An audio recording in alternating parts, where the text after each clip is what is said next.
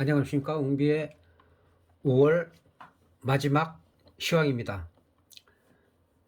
31일 거래일이 남아있지만은 6월달 그 만기 첫째 주로 이어지기 때문에 실질적으로는 오늘이 5월의 마지막 시황입니다.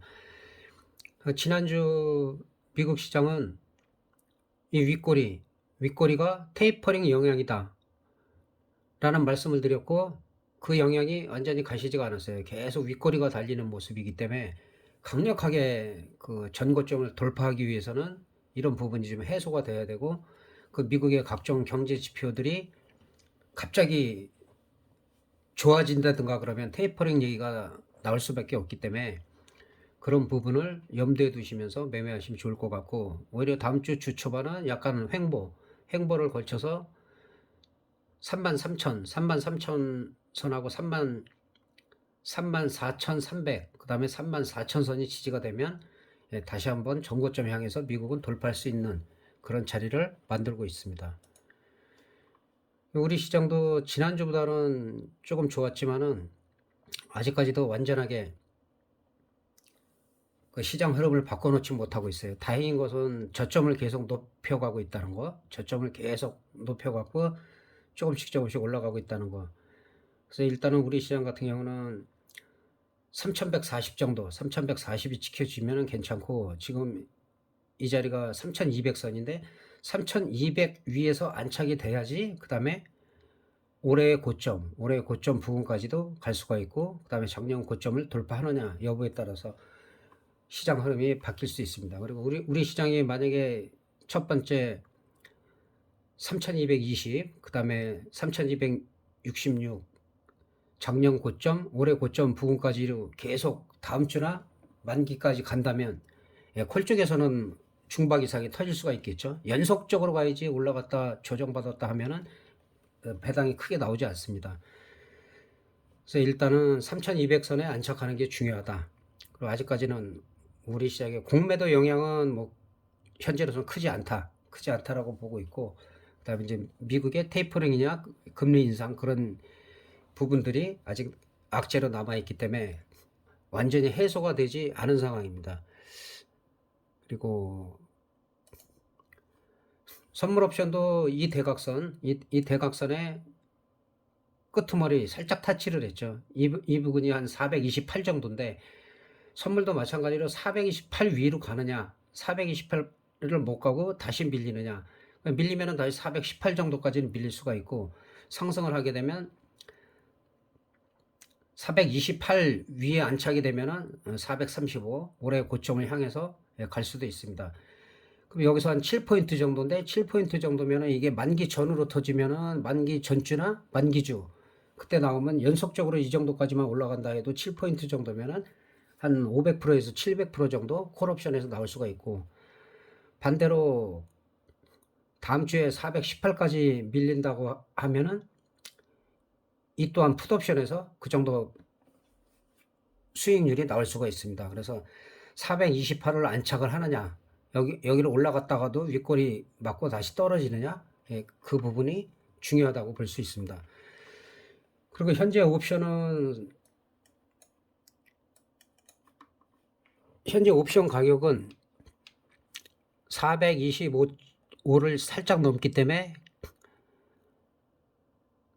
5.8에서 한 6 정도 사이, 5점대라고 보면 되는데 5.8, 9가 나오고 있기 때문에 아직까지도 비쌉니다. 그래서 이게 한 다음 주 일주일 동안은 프리미엄을 죽여갖고 한 3점대, 그 만기주에 한 3점대까지 떨어지면 그때부터는 또 크게 변동이 있을 수가 있기 때문에 그런 부분을 좀 참고해 주시고, 최근 들어서는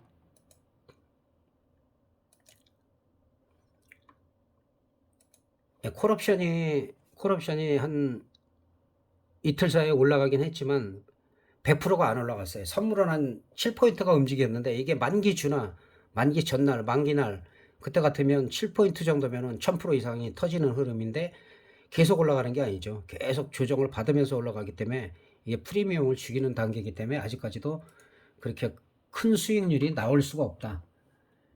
풋옵션도 마찬가지로, 풋옵션은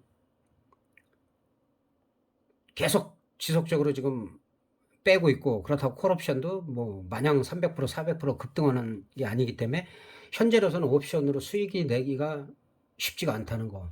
쉽지가 않고 프리미엄이 한 지금부터 한 절반 정도 줄어들고 난 다음에, 그리고 나서 이제 변동성이 커지기 때문에 옵션 하시는 분들은 아직까지도 양매수나 오버나잇 할 단계는 아니다.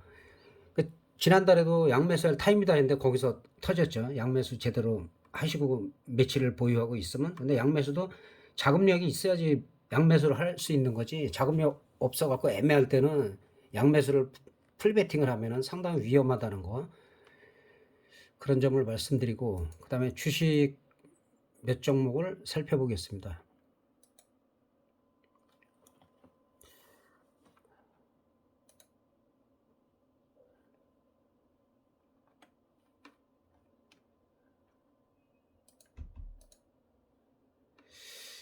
일단 하이닉스인데요. 하이닉스는 저점에서 상승하다가 눌림목 주고 다시 상승을 하고 있는데 그렇게 강하지는 않아요. 강하진 않은데 지지선은 12만 원대로 보시면 됩니다. 12만 원대만 지켜지고 13만 원 위로 갔을 때 한 번 더 분출을 할 수가 있다. 그리고 이격도가 상당히 지금 수렴이 되고 있는 상태이기 때문에 시장이 좋아져 가지고 우리가 3,300을 돌파한다면 이런 종목들이 13만 5천 원, 14만 5천 원, 작년 고점까지도 갈 수가 있다. 그러니까 그거는 시장하고 연동이 되기 때문에 우량주들은 삼성전자라든지 하이닉스 이런 우량주들은 거의 시장하고 연동이 되고 있기 때문에 그런 부분 참고해 주시고, 덕성은 지난주보다 뭐 거의 보합이라고 봐야죠. 강보합 정도로 끝났는데 뭐 윤석열 테마주로 이쪽 부분에서부터 말씀을 드렸는데 계속 급등락을 할 것이다. 근데 지금 지지율이 계속 바뀌고 있죠. 그럴 때마다 급등락을 합니다. 그리고 지금 말씀 계속 드린 대로 이제 입당을 해야 되는데 과연 입당해서 경선 분위기 입당하고 나서의 지지율, 그런 쪽에 따라서 등락을 계속 거듭할 수가 있다. 그래서 진짜로 대선 후보로 굳혀질 때는 정고점 3만 원도 뚫을 수 있겠죠. 강하게. 어디까지 갈지 모르죠. 그럴 경우에는. 근데 그게 반대일 경우는 또 급락할 수도 있다는 거. 그런 부분 좀 생각을 하시면 될 것 같습니다. 그래서 선진국 지수 편입에 대해서 지난번부터 말씀드렸는데 많이 올라갔죠. 예, 많이 올라갔고 지난주에도 HMM이 가장 그래도 강한 모습을 보이는데 이 윗꼬리가 중요하죠. 이 윗꼬리에서 매도세가 나왔기 때문에 여기서 다시 지지를 47,000원대에서 하느냐, 그 다음에 41,000원대에서 하느냐, 그리고 재상승을 노릴 수가 있기 때문에. 그리고 그동안은 선반영돼서 많이 올라간 부분이 있어요. 그리고 실적도 많이 좋아지긴 했는데, 그래서 많이 올라가면 이런 식으로 한 번씩 쉬었다 가는 걸로 생각해 두시면 될 것 같습니다. 예, 녹십자는 뭐 현재는 하락 세계형이라고, 하락 세계형으로다가 지금 수렴이 되고 있어요. 수렴이 되면은 아래로 갈 수도 있고 위로 갈 수도 있는데, 이런 경우에는 하락 세경에서 크게 하락하지 않으면 오히려 42만 원대까지도 올라갈 여력이 있다. 그거는 지금 이 대각선 친 라인 37만 4천 원 보면 되겠네. 37만 4천 원 이상 올라갔을 때 추가 상승 여력이 있다. 여기서는 아직까지도 계속 수렴하는 기간이다. 그리고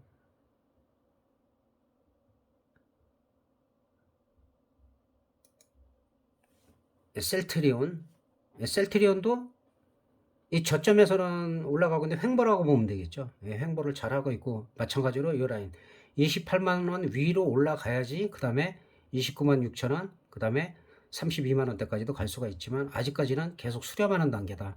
뭐 흐름은 그렇게 나쁘지 않아요. 그리고 저점에서는 24만 3천 원짜리만 지켜진다면 추가 상승 여력이 있다. 그 전에 26만 원짜리만 지켜주고 내려갔다가도 밑꼬리 달고 올라오면은 그때가 단기적인 매수 신호다.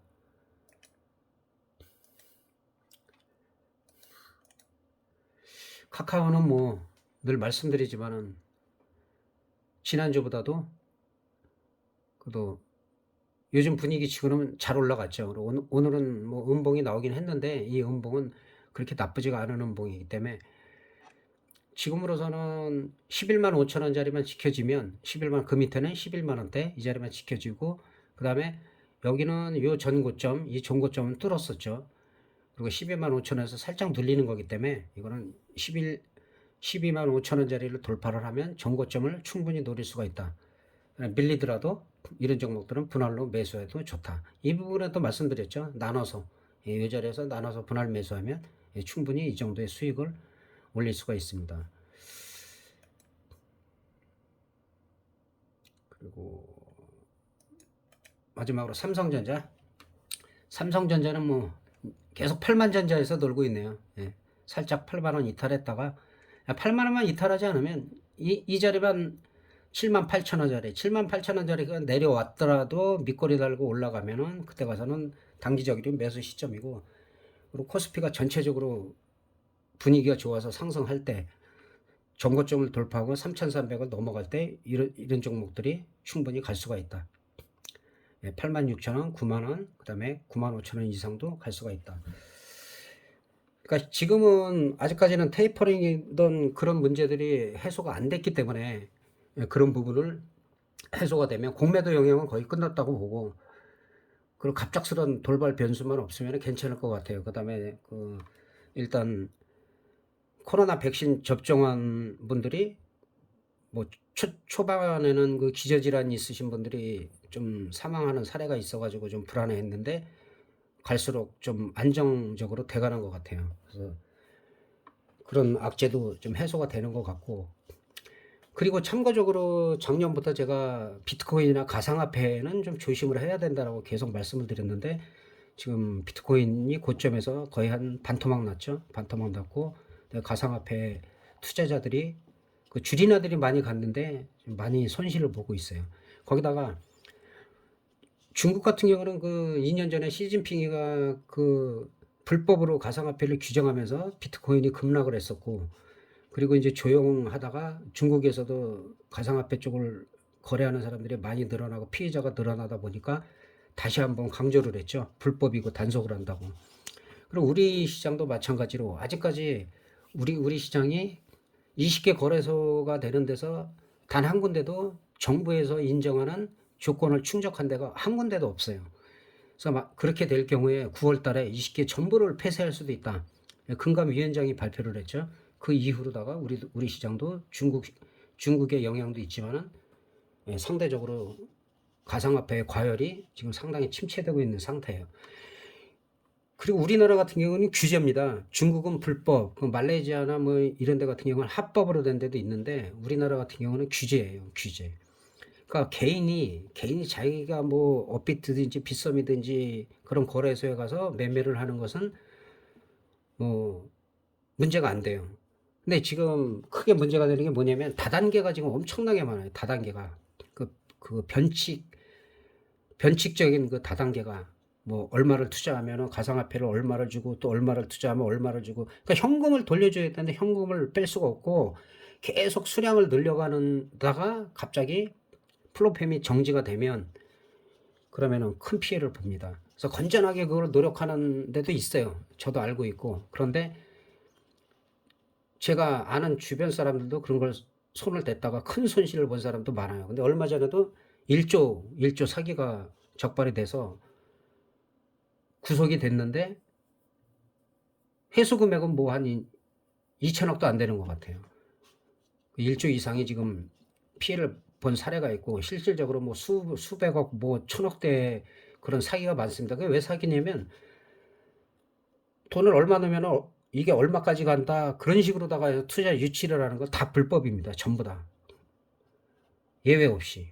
주식도 마찬가지죠. 건전하게 자격이 돼가지고 종목을 알려주고 하는 건 합법인데 이걸 넣으면 얼마까지 간다 얼마까지 간다 해서 그 기망을 하면은 그게 사기가 되기 때문에 그런 피해자들이 지금 많이 늘고 있기 때문에 주의하시기 바라고 오히려 가상화폐나 그런 거 하는 것보다는 주식 안정적으로 하는 게 낫습니다. 우량주 같은 종목들 그렇게 말씀드릴 수가 있겠고 그다음에 5월 달부터 4월 달까지 아무런 파동이 없다가 5월 달에는 좀 급등락이 심했죠. 심했고 예, 옵션에서는 무지막지하기 때문에 그게 수익률이 많이 난다 해서 좋은 게 아니라 내가 리스크 관리를 잘 해야지 된다는 거.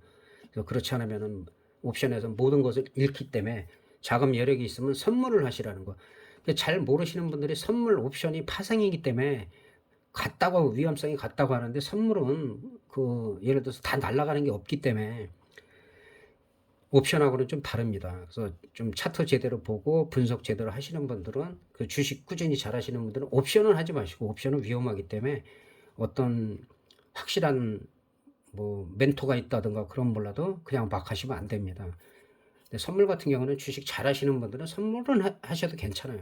선물하고 파생은 옵션 같은 경우는 한 달에 한번 만기가 들어오기 때문에 만기 행사를 마치냐 못 마치냐 거기에 따라서 수익이 나고 그다음에 손실을 볼 수가 있지만 선물 같은 경우는 뭐 손실 나도 요새는 1포인트에 25만 원밖에 안 되기 때문에 만기 때 보통 5포인트 크게 움직일 땐 10포인트 되지만 그렇게 옛날같이 한 포인트에 50만 원 할 때는 예를 들어서 5포인트면 250만 원이고 그다음에 요즘 같은 경우는 125만 원이기 때문에 사실은 그렇게 큰 위험은 아니에요. 그래서 그 대신에 어느 정도 충분히 공부를 하고 그리고 뭐 지표든 차트든 그다음에 수급이든 가장 중요한 게 수급인데 수급이나 글로벌 시장의 시황 정도 이 정도 볼 줄 아시는 분들은 선물을 하셔도 괜찮습니다. 이상으로 그 5월 마지막 시황을 마치고 6월 달에 뵙겠습니다. 감사합니다.